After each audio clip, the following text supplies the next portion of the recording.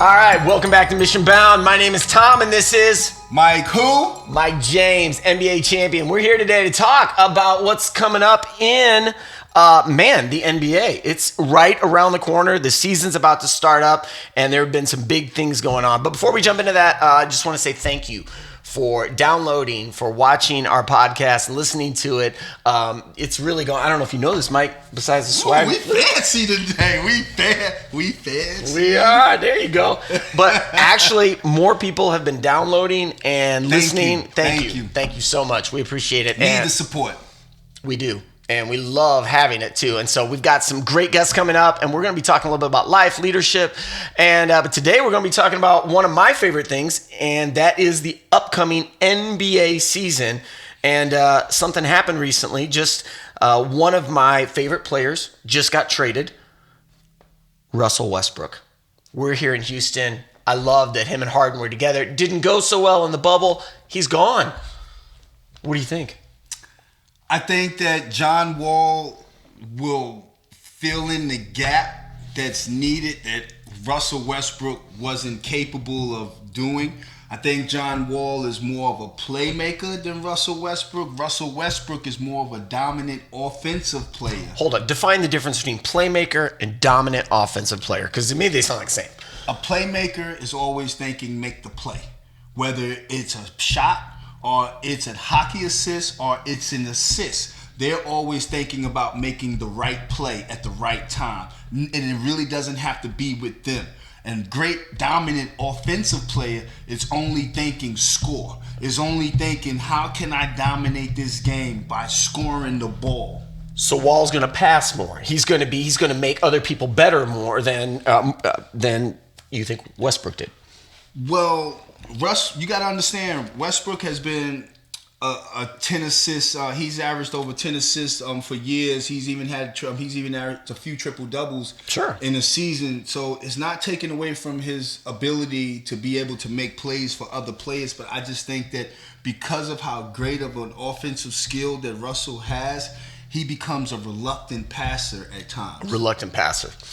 And so he's not always looking to make the right play. He's basically looking to make the play off of his dominating offensive set and his skill set. Yep. And because of his dominating offensive skill set, he's a beast. It gives him a mindset of always thinking, I can score anytime I want to. So he stays in that mode for 4 quarters, which the game is played in sections. In the last 5 minutes of the game, he still has that dominating mindset. But this is when the game slows down and when every play matters and time and possession means something. And he hasn't understood that part of the game. He can't shift down. He can't go into second gear. It's only go hard or don't go at all. And I think John Wall is one of those guys that's been able to play at a high level offensively, but still be able to make the right play for his teammates. What's intrigued me about Russell Westbrook is his shot.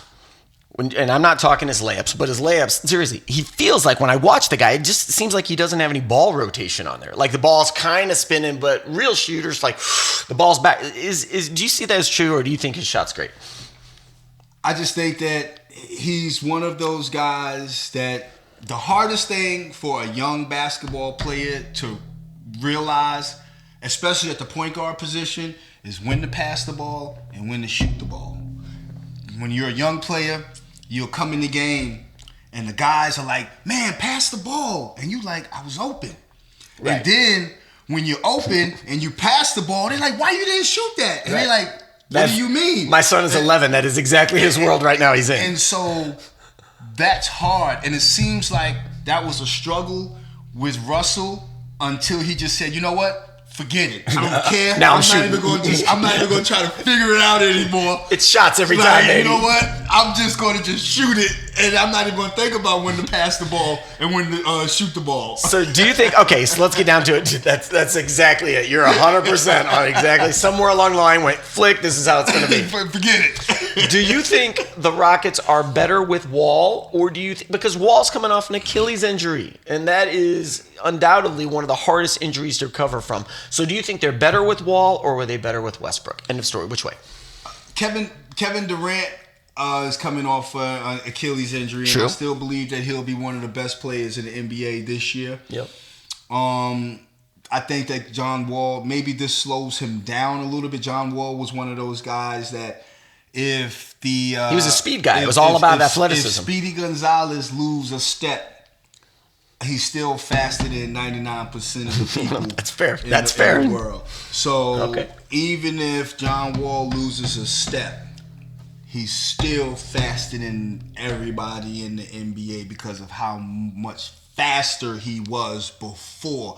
It was almost like a gift. He wasn't in a speed. step ahead of people. He was 2 steps ahead of people. So if he loses a step, he's still going to be a step ahead of people. So back to the question. Do you think in this upcoming season, do you think the Rockets will be better or worse? And again, the Rockets were phenomenal in the main season. They had a good record. I mean, phenomenal being Harden and Westbrook played well together, and Westbrook did really well, and then they got into the bubble and it all kind of fell apart a little bit.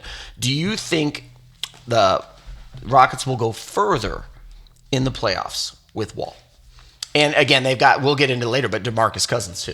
DeMarcus Cousins, if he can stay healthy, he's still a dominant player in the NBA. The last 2 seasons, he hasn't been able to show that because of injuries, which he changes, He's a game changer when he's on. He definitely changes the whole chemistry of the Rockets' offense.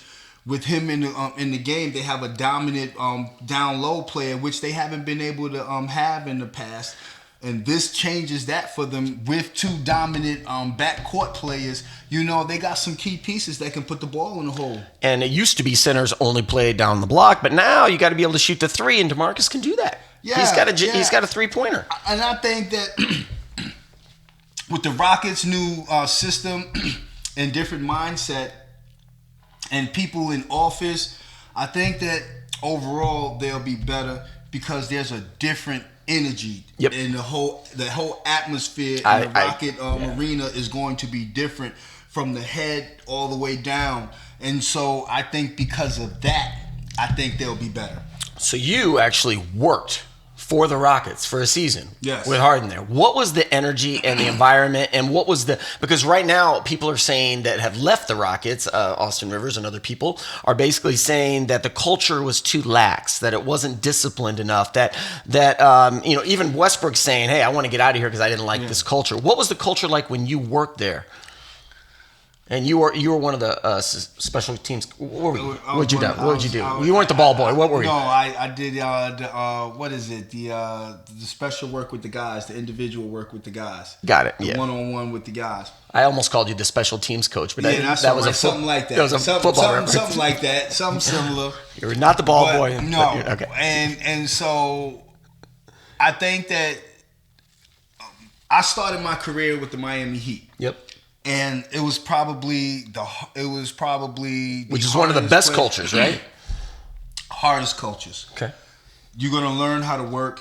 You're gonna learn what being a professional is, and you're gonna conduct yourself like a professional every day, in spite of being in one of the most beautiful cities. It's like where you could act like a teenager all the time. It's like the jail cell is in the middle of Las Vegas, and you really don't have to. The jail is open, so it's not like you're closed in. Right. But the jail is here, so. But there's bars. There's some bars, but the bars is open. It's up to you. You know how hard you go here and how isolated you stay here. You're okay, but it's okay to indulge out here. But it's going to be hard to do both.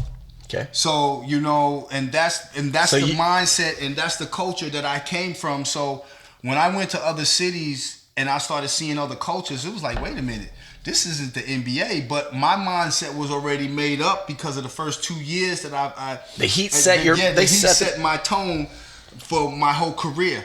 And when I went to Houston, It was like absolutely nothing I've never experienced in my life. What was it like? I mean, I think it's hard when no one's held accountable for their actions. You have to hold people accountable. Everything just can't be a tap on the shoulder like, we'll get them next time. It's okay. I know you didn't do, I know you blew that assignment, but you know what? It's okay. Next time, don't blow that assignment. No, there has to be punishment for the right reasons. It always brings. It's a teacher. It's a teacher. It's a discipline. Yeah. It's only when you punish someone when you're hurting on the inside, and now you punish someone out of pain. Then it's wrongful. It comes from a wrong place. But when you chastise a person for what they do wrong, then they can correct what they do wrong. But if they don't have no reason to be corrected, they ain't gonna never correct it. So do you think a team like the Rockets, that you saw that culture, you saw that firsthand, you lived in that, right? You watched people, Yes. Some people get corrected, some not get corrected, right? Nobody get corrected. No one got corrected. Yes. And so do you think you can build a championship caliber team in that kind of environment? Is it possible? Pressure does two things. Pressure busts pipes and pressure makes diamonds. And That's good. the only way that you understand your pressure release valve is when you put in them situations. And if you've never worked at an intense level, how do you know what that pressure feels like when you're in an intense level in the game? Right. And I think So Miami prepared you for yes, that intense pressure. Even though we may not have made it to the playoffs that year, we had a playoff mindset and a mentality. We had a champion mindset. So every game was as important. Every game coming up is as important as the last one. Nothing was overlooked. Everything. If you're being praised for when you do it right, and you're being chastised for when you do it wrong. So you're Coach Silas. You're the new guy at the Houston Rockets. You're the head guy. And what kind of culture would you put into play for them to be successful this year? A defense. I think that the biggest thing that Houston has never been focused on in the past has been a defensive mindset. It's easy. You can easily score, but they say offense wins games, defense wins championships. And why? Because Agreed. you have to be able to get a stop when it means the most. And if you don't have a defensive mindset, then you're going to give away those they say those 50-50 balls. You're not going to get that 50-50 ball because you're so focused on the offense of the game that the defense of the game, the energy of the defense isn't on your side. So I would say there's defensive players on the team, but there's not a defensive mindset across the whole board. Is that fair to say? What we've seen the last couple of years? Because, PJ Tucker, he's a defender, right? Yeah, PJ Tucker's a defender, but you need your whole team to commit.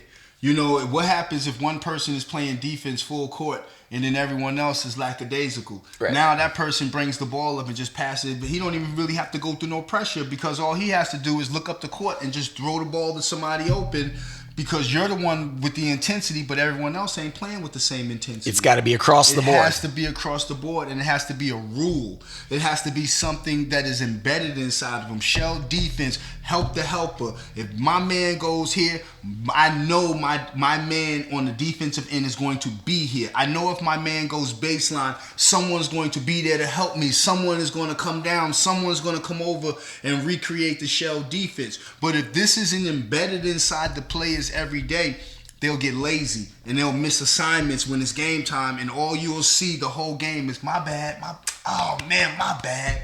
No, my bad is unacceptable. We know it's your bad. So how do we correct the my bads and stop it from going there? So you're Coach Silas. What do you do? How do you get what you just said into their culture? Oh, we doing shell defense every single day for about we doing this 30 minutes every single day. This is a part of life. We're gonna focus because I know you guys can score. I know you can average 30. I know you can average 30. I know you can average 30. But can you stop someone? Yep. And if you get beat, do you know your teammate has your back? You know what? I'm going to beat this inside of your head every single day because then in the game, you know that you know what's going on. Not just on the offensive side where you can call a play and you know where everyone is during the play, but even on the defensive side, there's still a system that has to be played. It feels like that was the mindset when you won an NBA championship with the Detroit Pistons, because they were known for their defense, right? That was their calling card. We owned it. Yeah. We accepted it. We basically said, wow, no one can score on us. Man, you know what?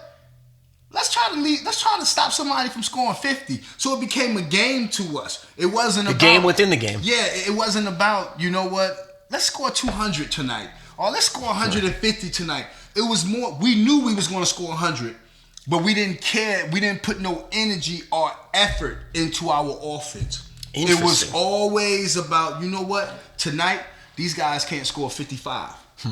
And we'll play defense with that mindset. That mindset is the mindset that got you guys where you, and it's the one that wins championships. Everyone says defense wins championships, and it almost like the Lakers did that to the Rockets this year. They played better D. Everyone can score. Everyone. And if you're a really talented basketball player, you can really put that ball in the hole. But not everyone can play D. Defense is will. It's desire. All it is backpedaling. You ever tried to run a mile backpedaling? I do that every day. Every day I run 1 mile backpedaling. And I promise you, it's one of your quads are going to feel like they're going to burn off. Because you know why? You're working muscles that you don't work all the time. So it's fun going forward. It's fun when you're making your muscle move you forward. It's not that much fun when you're on the back pedal. So defense is a lot of will. Defense is a lot of heart. And most people, they want to conserve their energy so they can go forward. And they understand if I play defense, that's going to take away a lot of my energy. But what they don't understand, defense is what's going to set the tone of the game. Man, that's so true. So you're Coach Silas. You're setting the whole thing built around defensive this year. Now, here's my question. How do you get James to buy in? He got no choice. Or we find someone. Would you trade James if his defense lacked? If he quit and he walked away, would you trade him? Even the offense juggernaut that he is? I wouldn't want, because you know what? I believe I'll be able to get some pieces for him. We haven't won in the past with him, so maybe if we bring in instead of having one great player, we bring in about 3 good players. You know what? This might be what the team needs. Instead of having one player that's averaging 30, maybe I can get 2 of the guys that average 15 for me. And then the other guy come in with about 8, 9, 10. Mm-hmm. Well, you know what? They're going to help me more than what James is. And plus, I don't have an antagonist on my team. I have some guys that's going to buy into what I have in my system because it's brand new and they still want to show them, they want to prove themselves. James, that's going to be a fight. I'm going to be fighting him every single day. Either he going to buy into me or he ain't going to like me. And if he ain't going to like me, he going to show that he's the boss of the Rocket system because he's been there for so long. So it's going to happen real quick if he's going to buy into Coach Silas. Of course, training camp. It's happening now. Like he either going to, and then you'll start noticing in the games the respect level. So if I can't get the respect from my player, why would I want my player on that team, especially if he's the best player, one of the best players in the league?